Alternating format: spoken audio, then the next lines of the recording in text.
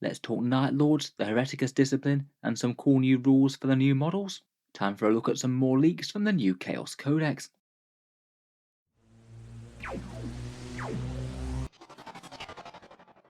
Hello and welcome back to Warspets Tactics, where today we're talking more Chaos. Codex Chaos Space Marines is the next one that's going to be coming out from Games Workshop, and presumably isn't too very far away, perhaps slightly after they've finally got the Horus Heresy release out of their system. I've made a couple of leak compilation videos on Chaos Space Marines already, but today I thought we'd just round up a whole load of things that I haven't actually talked about on the channel yet, summarised into 8 different areas, and covering things like updated psychic powers, stratagems, a couple of focused looks at the legions, and some rules for that Dark Commune, the Chosen, and custom warbands. These are basically a summary of that big set of bolter and chainsword leaks, all coming from some guy who had the finalised playtest copy of the codex. Obviously, as the text-based rumours, I would take them with a pinch of salt, but they do seem like they're on the money so far. He correctly predicted Chaos Space Marine Legionaries going up to 3 attacks in the troop slot. The fact that World Eaters wouldn't be in this and will get a later release in the year, and also the exact contents of the Combat Patrol box, so I think that the leak seems pretty credible at the moment. I'm not saying that there couldn't be small errors though, or minor things that could have been revised since the copy that he saw. In any case, let's jump into it and talk Chaos Marines. First up, in the last video we did talk about the Malefic discipline. Here's the rumoured update for the Hereticus discipline, which does seem at least passingly similar to the Tzeentch Vengeance discipline, though without quite as many options. Apparently Warp Time is going to be remaining as a psychic power, though it does look less powerful than the Tzeentch one, as apparently you're not going to be able to charge after you've cast it, so it still seems useful, potentially for powerful shooting units or objective secured getting where it needs to be, but not quite as much of an awesome spell as it is now. The +1 to hit for Prescience seems to remain. There's still the option to remove Invoice for a unit, and it looks like there's a similar spell to the Thousand Suns Swelled by the Warp that gives one model +2 strength and +1 attack. Gaze of Hate from the discipline also seems to be here, 3 dice to roll 4 pluses for a mortal wound each, and there's a similar kind of spell to the Thousand Suns Dark Blessing, where you roll off against the opponent's toughness, and it does D3 mortal wounds, and this one dealing splash damage to nearby units rather than just a whole ton of mortal wounds to that one unit. My guess is that the spells will have similar effects but probably different names. They seem to like having different names for different codexes, just to stop any confusion happening between codexes and unintended interactions. Otherwise, it looks like the god-specific powers are generally unchanged. It looks like Slaanesh keeps their excellent 5+ Feel No Pain, Nurgle keeps Miasma for the -1 to hit, and the Tzeentch one Weaver of Fates is better on some units than worse than others. It just gives a 4+, just like the Thousand Suns now, rather than improving your invul by 1. In general, I'd say that's more of a positive than a negative. Could be particularly good on units with low saves like Cultist or Spawn. Next up, there's a few more details about the Lord Discordant. One of the things that I missed last time is that his profile seems to be dropping a few wounds to go down to 9 wounds, which is actually kind of a buff, as it means he could get character protection and not just be shot directly off the board as soon as your opponent can see him. Otherwise, the Chainglaive is a bit of a side grade, gets a bit more AP and +1 to wound on the charge, which sometimes I think will be better but sometimes will be worse. Overall, it's probably a small improvement as he's gained an extra +2 attacks on his base profile. It used to be base 4 before. Otherwise, with the claws that you used to get a variable number of attacks with, that now gives you +4 attacks at strength 6, AP -2 damage to. He's gained a couple more Mechadendrite attacks than he had. The Magma Cutter in his mouth doesn't seem too different, and he's got a few interesting special rules as well.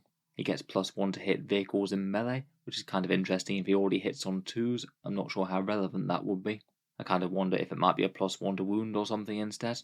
And the Technovirus Injector sounds quite exciting. In some way it would allow him to do +1 damage against vehicle targets in melee. I don't know whether that would just be on all the time, or whether or not you'd actually have to hit with the injector first. Apparently he has a ability in the command phase to corrupt a vehicle. Presumably you'd nominate one within range, and then you roll 1d6 per remaining wound on the vehicle. For each wound roll of a 6 you get 1 mortal wound, so that could be extra nice on something with a whole ton of wounds. Say for example an Imperial Knight Dominus could be taking something like 4 or 5. For how good that is, it would depend on what the effective range of it is. If it's really short, then vehicles might just not be in range all that often. As a bonus, supposedly, if he kills a vehicle at some point in the game, then you get to use this one twice. Apparently there's also some sort of spam limit on him, maybe similar to Chaos Lords. It's not entirely clear from the wording, but my guess would be the standard 1 per detachment. I guess we'll see whether or not you have to choose between this guy and regular Chaos Lords, or you can run both. Next up, a few bits about stratagems. There's one for bolters, which is an extra 6-inch range and an extra AP -1. I believe that one's not too dissimilar from one of the 1000 Sun ones. It looks like there's a couple of options for jump units, one for mortal wound impact hits on the charge, probably similar to the Codex Space Marines one, and a presumably new one that debuffs enemies giving them -1 attack, could be pretty handy on your Warp Talons or Raptors. Demon Forge is reportedly +1 to weapon skill or ballistic skill instead of the godly stratagem it is at the moment. Currently it's almost auto use if you have any demon engines, as it's reroll all hits and wounds, which is a phenomenal buff. This one seems like it could be okay, particularly on a really big demon engine, but I would bear in mind that they're probably all going to be hitting on 3s anyway at the moment, so maybe it might be one to save if you're contending with dense cover or something. Bikers have one that looks like it's copied from Codex Space Marines, -1 to hit if you're advancing. Nurgle appears to be blessed with transhuman physiology, quite a nice one that really fits in with the durable theme, I suppose. The standard legionaries get a shoots twice or fights twice stratagem. Those ones are always pretty handy just to have around just in case you need them. I suspect it'd probably cost 2 CP, and I would bear in mind that they're max size of 10 now, so you're not going to be getting quite as much value as you would have done before. I feel like that could be quite a nice opportunistic one, say if you had enough shooting to almost clear an enemy unit, but you just needed a little bit more to wipe them off an objective or something. That could be 2 CP very well spent. According to the leaker, that's the only stratagem for fighting or shooting twice now. It would mean that the fights twice stratagem for Khorne is reportedly gone, as will be the Slanesh one for shooting twice. Honestly, I kind of expected that. It's kind of impossible to balance shooting units if you're going to have half of them firing twice quite a lot of the time. Hopefully this means that they can make the base shooting output actually dangerous, as opposed to having to rely on that gimmick to make chaos shooting efficient. For the elites, Chosen and Terminators can both get +1 to hit, kind of similar to the Space Marine Fury of the first option. That seems pretty solid to be able to access on Terminators, probably a unit that will be good for stacking a whole load of buffs on. And the new version of Fire Frenzy for the Hellbrute is apparently some sort of reactionary stratagem when it gets shot, and it allows you to fire it at the end of the enemy shooting phase, attacking either what shot it or the nearest unit. I imagine that that'd probably cost a couple of command points, and you'd have to gamble on your Hellbrute not getting killed, but pop-up damage in the enemy shooting phase can be really quite nasty, particularly if you manage to lay waste to something that was just about to charge. Next up, let's take a focused look at the leaks for Night Lords. It appears that most of the legions will be getting revamped legion traits, a super doctrine of the sorts, and still retaining a decent table of warlord traits, relics, and stratagems.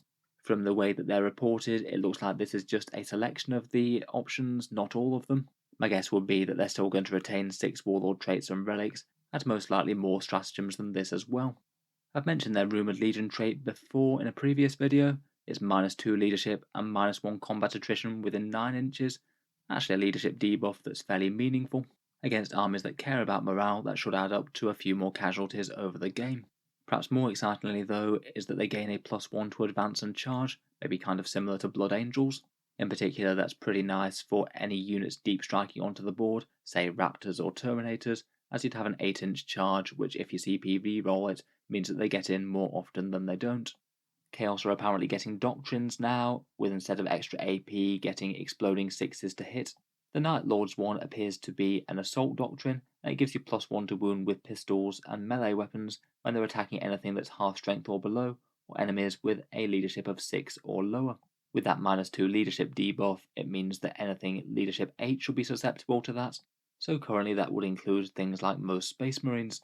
The warlord traits here seem really quite interesting. A 6-inch aura of cancelling enemy obsec is a big deal. Pair that with a squad with objective secured, and you basically guarantee the objective until either the character or the squad dies. There's one for -1 combat attrition and a 3-inch consolidation in any direction you please. If it's worded similar to the Drukhari Succubus one, it means that you could potentially ping out of combat with something dangerous. There's one for some automatic saves or damage, with once per battle round automatic 6 result for a roll for the Warlord. I'm not convinced that one's super strong, but I guess it could be good for a save and some more durability. And there's one just for extra melee damage, an extra D3 attacks, and always counts as being in the Assault Doctrine for those exploding 6s, and that chance for +1 to wound. I bear in mind that the +1 to wound thing might not be the hardest thing to achieve, as it sounds like things like Raptors and Warp Talons will still have a leadership debuff.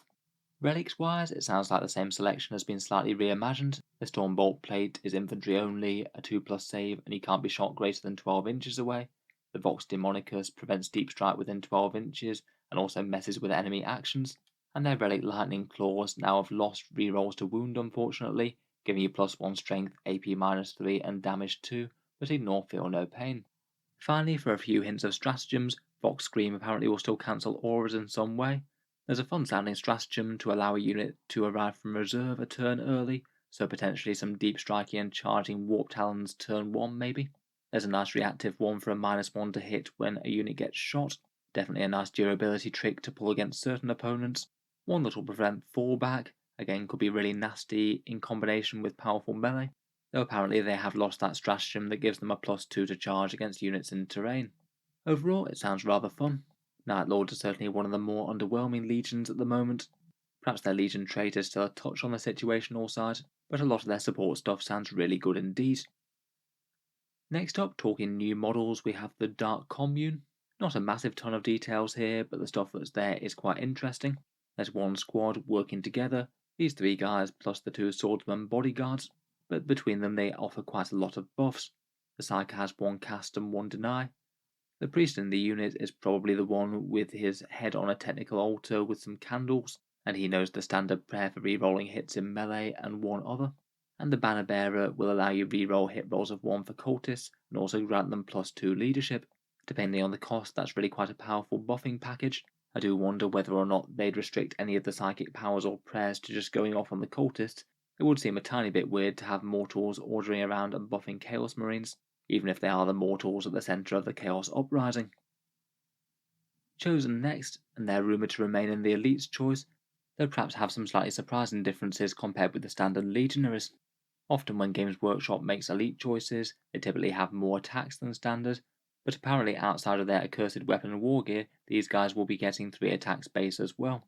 Strangely, they're going to be going to 3 wounds each, so will be a bit tougher, maybe kind of semi-reminiscent of the Space Marine Blade Guard veterans. I'm not sure whether it'd actually be enough to make them into a properly tanky unit though.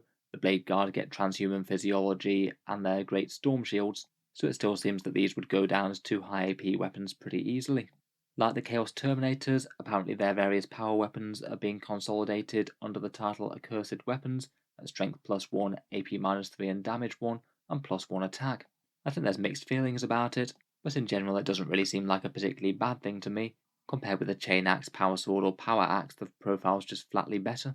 And compared with Lightning Claws, I think they're pretty much even. The Lightning Claws might be a little bit better against toughness 6 and 7, or against things with lower saves, but these will be better against anything with really high saves, which is quite common to be meeting at the moment in the era of Armour of Contempt. According to the league, every single member will get a bolter and bolt pistol also built into the profile, so that would actually mean that they would pack a small ranged punch against light infantry, and then just have a few upgrade options in the squad. 1 can take an icon, 2 of the 5 can take combi weapons, and 2 can take plasma pistols, and 1 could take an additional accursed weapon to represent the 2 lightning claws. That would seem pretty nice to me. 5 attacks at strength 5, AP -3, damage 1 is going to do work. I'd guess that on top of that you'll also have an option to represent the power fists as well, as they do seem to be kept distinct to allow the squad to tangle with heavier targets. As well, and quite interesting, apparently they're also able to take an additional custom trait, one of the ones from the table of Renegade traits, and they'd gain that on top of their regular Legion tactics. It looks like there's some very solid options on that list, including +1 to advance and charge, +1 strength and move, or extra weapon range, so it could be kind of good for a tailored squad. It looks in general though that if they're paying for all the accursed weapons, then they will be more of a melee threat than a ranged threat, so perhaps a bit less flexible than the current datasheet, though at least an awful lot more tanky. Next up, to focus on another legion that we've got a few more rules for, is the Alpha Legion.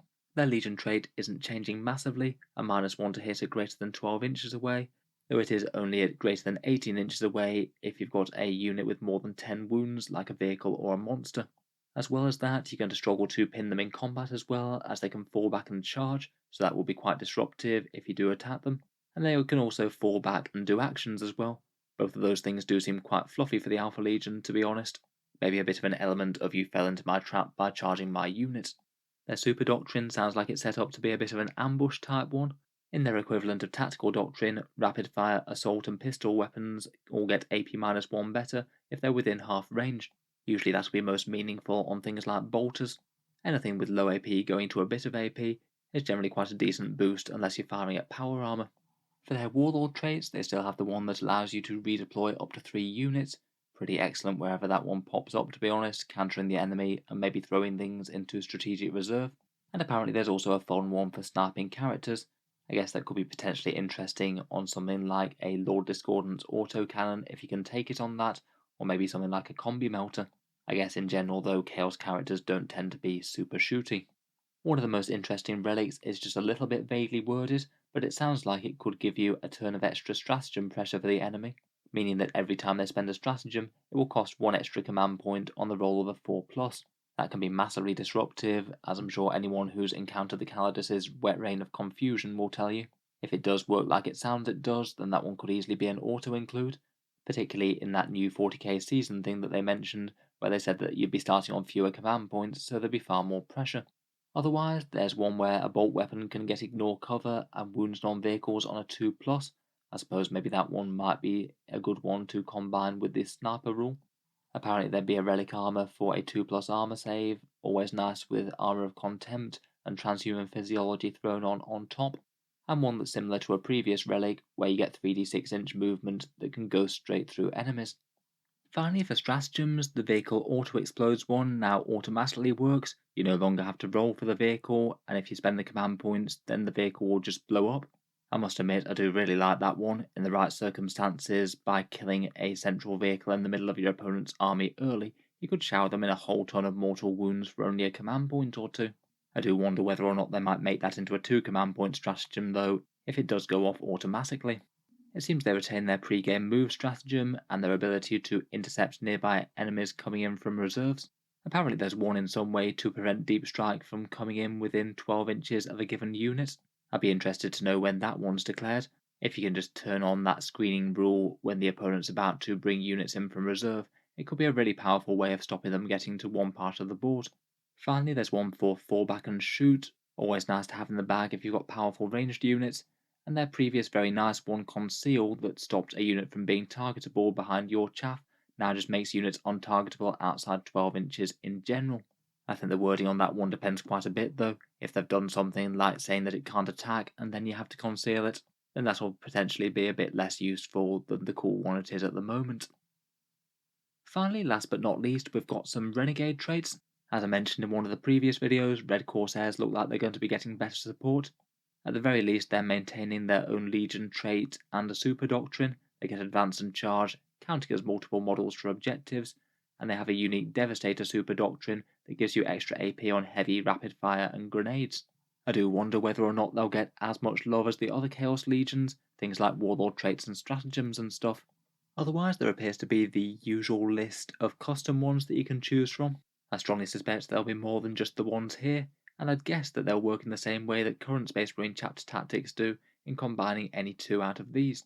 If that's right though, then it could be quite a powerful option, as it seems like a lot of these kind of have the good bit of quite a few of the standard Legion traits, such as the +1 strength and +1 move from Creations of Bile, +1 to hit when targeting the nearest enemy, which is similar to the new Black Legion, and +1 to advance and charge from the new Night Lords. It seems that these could be genuinely quite viable if you're not that bothered about the support that the other legions give, and you just want to combine 2 power traits for better abilities or damage dealing. Besides those, there's a +4 range to weapons one where if your model kills the enemy unit, then you count as being in all doctrines effectively for the rest of the game. That'd be quite nice, as it would just mean exploding 6s to hit on everything. And then if you are making a themed warband to either Khorne, Slaanesh, Nurgle or Tzeentch, then that allows you to access one of the other traits. Khorne gets 6s to hit auto wound on the charge, so a nice little damage boost there, particularly against tough stuff. Slaanesh gives you modified 6s to wound, improve the AP by -1, kind of okay, and again is quite good against tough and armoured things. Nurgle gives you +1 to wound against half strength or lower units. I think that one's not so good to be fair. And Tzeentch gets quite a nice damage one, reroll 1 wound roll or damage roll each time a unit shoots or fights. As usual with those ones, quite good with a low number of powerful shots, particularly things like melter guns on las cannons and things due to the d6 damage rolls. Overall, looks interesting and maybe surprisingly powerful if you really can combine 2. I suppose they'd need to be fairly powerful to compete though, seeing as all the other legions get a fair amount of support, with quite an enormous selection of traits and relics and strats and things. So anyway, I hope you've enjoyed another little breakdown of some Chaos leaks. Let me know your thoughts down in the comments below, and I will leave a link to the source, the bolter and chainsword thread, down in the video description. What do you make of these? How powerful is it looking? And how likely do you think these leaks are to be accurate? If you've enjoyed the video, feel free to subscribe to Auspex Tactics. I'll certainly be covering the new Chaos Codex release, and looking forward to reviewing the book in full once it's out.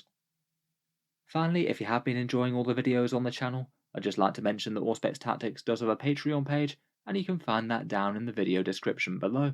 Channel patrons do get a fair few advantages, seeing certain videos early, regular votes to see what sort of things come next on the channel, and automatic entry into the regular prize giveaways with a chance to win some really big model kits each month. If any of that sounds good to you, or you'd just like to help support, the link is down in the video description. In any case, a massive thank you for listening, and I'll hope to see you guys next time.